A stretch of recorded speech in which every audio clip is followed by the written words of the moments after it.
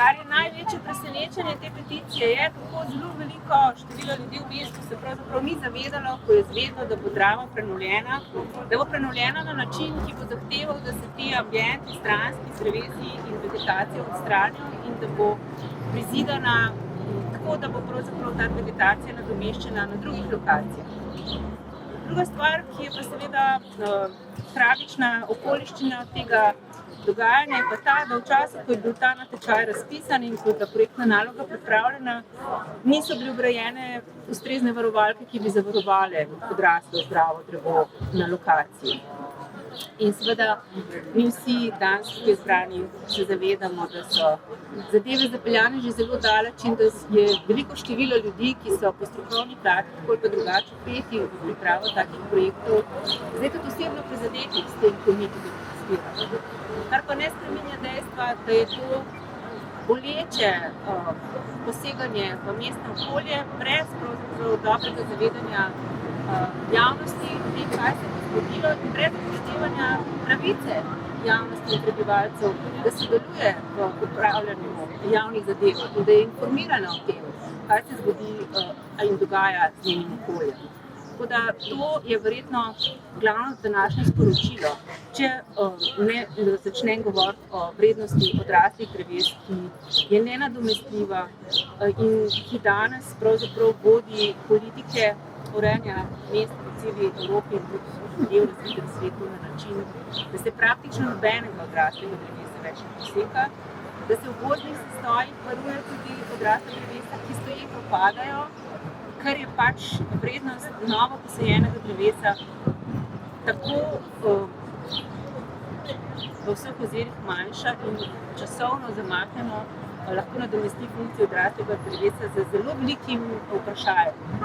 Večina dreves, ki jih danes posadijo na novo, namreč ne dočaka 50 ali več let starosti. Ker so preprosto pogoji v urbanem okolju tako težki, tla so spremenjena, pritisk klime je tako močan, promet je tukaj, ljudje smo tukaj s svojimi funkcijami, veliki stroji so tukaj, komunalna vozila, avtobusi in tako naprej, kar vse pravzaprav poslabšuje pogoje za življenje dreves. In to vse je treba imeti v mislih in nekako treba je tudi pri nas posodobiti standarde varstva odraslega drevja in potem seveda slediti tudi dobrim standardom, kar že delajo naše uprave občinske saditve nove. Kjer pa mogoče ne samo tako dodam v tem kontekstu tega sestoja tukaj tudi ni več standard posamezno drevo, ne štejemo več dreves, ki smo jih posadili, ampak govorimo o sestojih. Ker šele sestoj več dreves in grmovnega sloja in naraščenega terena lahko zagotovi tiste funkcije, ki jih mi potrebujemo. Se pravi, ta hlad, ki tukaj seva ven, to senco, globoko senco, ki jo potrebujemo. In tudi potem seveda, ko pride veter, ko pride dež, ko pride onesnažen zrak, vse to nam seveda v bistvu v boljšem smislu zagotavlja gozdni sestoj. Švedska se je od svojega predsedovanja Evropski skupnosti pred 14 dnevi poslovila z eno krasno konferenco, ki je bila pravzaprav namenjena ozelenjevanju mest. Ozelenjevanje mest je ena od pričakovanj Evropske skupnosti. Evropska biodiverzitetna strategija govori o nujnosti ambicioznega ozelenjevanja mest. Tako da tukaj ni več zdaj neka patetika ali pa neko čustvenost, ampak tukaj so zdaj znanstvena spoznanja o tem, da brez narave, brez dreves v mestih pravzaprav ne bomo kos okoliščinam, ki prihajajo vidika podnebnega pritiska. Drevesa in mestni gozdovi in sestoji pravzaprav delajo v dveh ozirih za nas. Po eni strani blažijo podnebne spremembe, ker v bistvu vgrajujejo ogljikov dioksid, po drugi strani pa seveda tudi dajejo te dobrodejne učinke na te negativne vplive, ko pridejo hude vremenske ujme, ko pride velik dež, pride velika vročina. Hvala, ko ste prišli.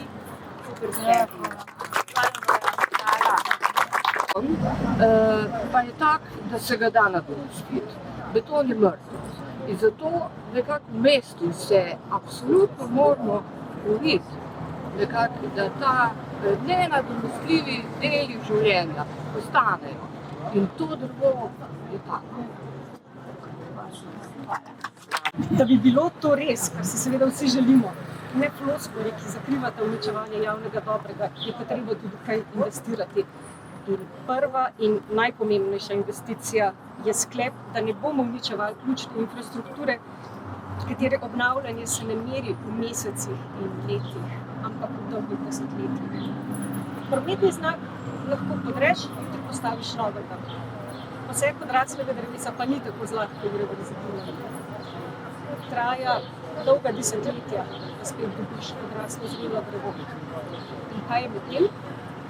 V mestu, ki se pospešeno segreva, je vsak poseg odraslega drevesa, zdravega odraslega drevesa, tragedija. Ja, mesto potrebuje prenovljeno dramo, nujno potrebuje nikoli vprašanje. Mesto tudi nujno potrebuje odraslega drevesa. In tudi to ne bi smelo biti vprašanje.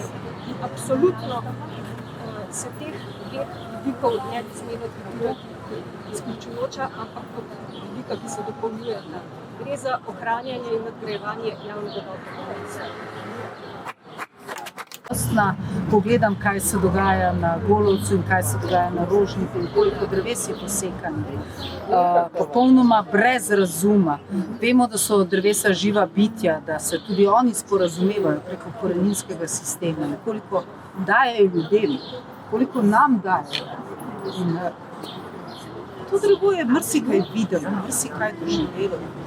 Tile naši oblastniki ga bodo posekali zaradi betona, ker če se res pravzaprav sploh razumeti ne moremo. Spomnimo se, kaj se je dogajalo na Ptuju, ko so na tržnici posekali stara mogočna drevesa, danes je tam pripeka, vročina, ljudje težko bivajo na tej tržnici. Tako da tudi kapital več ni opravičilo za to, kar se nam dogaja. Je preprosto nekaj, kar je izgubilo razum in kar je popolnoma podivjalo. In ne spoštovati takšno drevo in iti v hod delati ravno tam, kjer stoji toliko desetletij, mogoče stoletja, na tako drevo je.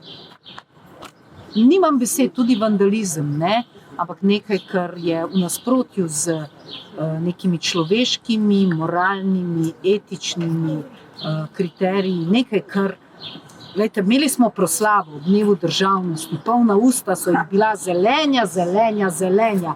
Tam so na skrinjih kar špricale besede o zelenju in 100 metrov stran imamo tole zgodbo. Laž, laž. Kosovel Srečko je rekel, laž. Te laži ne rabimo več in te laži ne bomo več prenašali. Hvala. Tako je.